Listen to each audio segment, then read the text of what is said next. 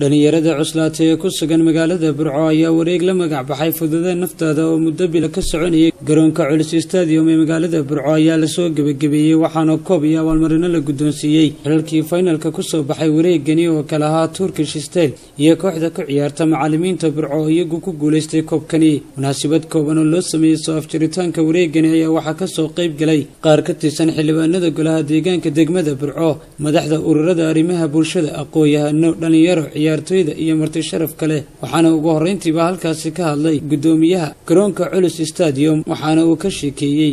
faa'iidada ay wareegani u lahaa iyo sidii wanaagsaneed ay u qabsantay wareegani mudadii noo soo socotay stadiumka Culus Stadium wareegii nooga soo socday ahaa sagaalka koob iyo tobanka kooxood ayaan maanta halkan ku soo gabagabeynaa muddadaas oo ahayd muddo bila oo muddadaas muddo bila inoo ahayd aynu ku soo dhabaatay si nabadgelyo ah iyo si sharaf leh ku soo dhamaysanay alxamdulillah rabbil caalamiin ilaahay baa mahad iska leh kooxii ku guuleystay ayaa maanta halkan fadhiya iyo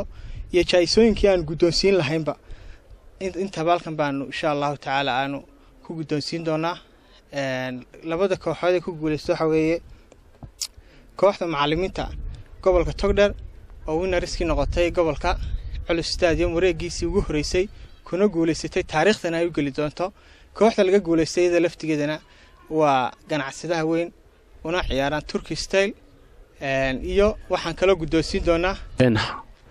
waxaanu maanta ku suganahay Culus Stadium Burco waxaanu u fadhinaa munaasabadii xiritaanka tartankii inta muddada bisha soo socday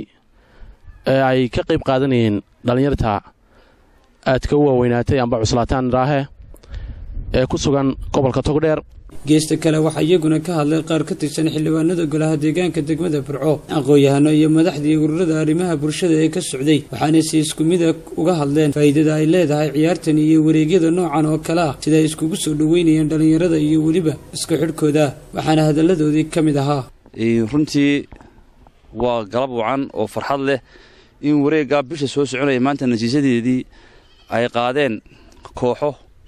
kooxahaas oo maanta guushoodii runtii gudoominaya inaan kala qayb galo hal waa taas waan u hambalyeeynaya waxaan leeyahay mabruuk fudayda naftaada horta halkan waa meel loogu talagalay waa dhakhtar garoonkan waxaan soo dhaweynayaa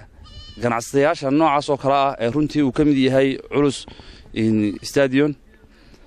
waxa weeyaan waa wax ka maqnaa dadka oo maanta dadkii waayeelka runtii firfircooni iyo caafimaad qayb caafimaad ka mid oo dhaqaatiirta way nasiyeen farxad weyn bay tahay oo markii koobaad ee aan garoon noocan oo kala horta soo galo wadankana muddo ka socdeen waa wax aad iyo aad u qurux badan oo deegaanku soo kordhay waxtarna ku soo kordhinaya dhalinyarada iyo arrimaha madadaalada ama sportska runtii sportsku waa laba noocna waa nooc business oo kala ah oo dadka sportsmanka adduunka ah kubadda u galay inuu lacag ku helo ama professional noqoto noocna waa noocan oo kale waa nooc caafimaadka qofka iyo nolosha in qofku si caafimaad loo noolaado loogu talagalay wax laga qabto waxaan hambalyeeynaa teamka dhalinyarada maxaan ku raadayay halkan ku wada ciyaarayay dhalinyarada waaweyn loo yaqaan teamka ku guuleystay ee la yiraahdo macallimiin marka dadku maqla waxay moodayaan waxaan xasuusanayaa rag waaweyn laakiin rag kubad ciyaaraya waxaan filayaa deenaanay waaweyneen oo iska rag dhexle aanun baa u taqaanay rag waaweyn rag kubad ciyaaraya waxay la tahay waa dhalinyaro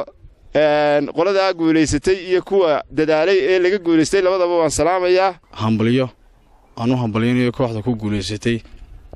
tartankan muddada bisha ka socday Culus Stadium halku dhigiisuna ahaa fudayda naftaada oo runtii muddada bisha ahayd ee aan ku sugnayn garoonkan si rasmi ah u daawanay si sharaf iyo karaama ku jirto u socday guuleysatay koobkan socday muddada bisha waxaan si aad aan ugu faraxsanahay wareegga socday muddada bisha aanu aad iyo aad ugu soo halganay oo aanu koobkiisii sida ugu fiican aanu ugu guulaysanay. ugu dambeyntiina waxaa halkaasi lagu bixiyey koobka iyo abaalmarinadii loogu talagalay cidda kaalinta koowaad iyo kaalinta labaad ka gashay wareegani, taasoo ay ku guulaysteen kooxdii ku ciyaaraysay macallimiinta gobolka, halka abaalmarino kala duwanna la guddoonsiiyey ciyaartooydii kala duwanaa ee ka soo qayb qaatay ciyaartani. Khadar Cabdirasaaq Salebaan, Hadwanaag News, magaalada Burco.